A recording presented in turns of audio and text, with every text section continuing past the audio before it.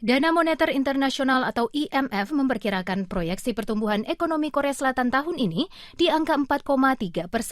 Perkiraan itu diumumkan dalam revisi proyeksi pertumbuhan ekonomi global IMF dan merupakan angka yang paling tinggi di antara beberapa proyeksi dari lembaga penting di dalam dan luar negeri. Proyeksi pertumbuhan ekonomi Korea Selatan itu sama dengan proyeksi yang dikeluarkan IMF pada bulan Juli lalu. Sementara itu, IMF menurunkan proyeksi pertumbuhan ekonomi global sebanyak 0,1 persen poin menjadi 5,9%. Pemerintah Korea Selatan menganalisis proyeksi IMF itu berkat meningkatnya tingkat vaksinasi massal, kecenderungan peningkatan ekspor yang kokoh, dan penyaluran anggaran negara tambahan.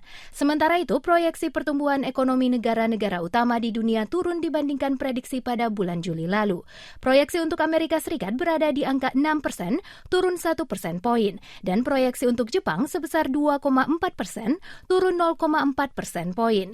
IMF juga memperkirakan pertumbuhan ekonomi Korea Selatan tahun depan di angka 3,3%, turun 0,1 persen poin dari perkiraannya pada bulan Juli lalu.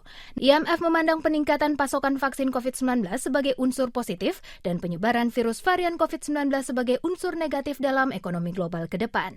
IMF merekomendasikan setiap negara untuk berhati-hati dalam menangani kebijakan mata uang asing hingga tekanan inflasi jelas terlihat. Namun ditambahkan juga bahwa kebijakan moneter juga harus segera dinormalisasi jika pemulihan ekonomi terjadi lebih cepat dari dugaan.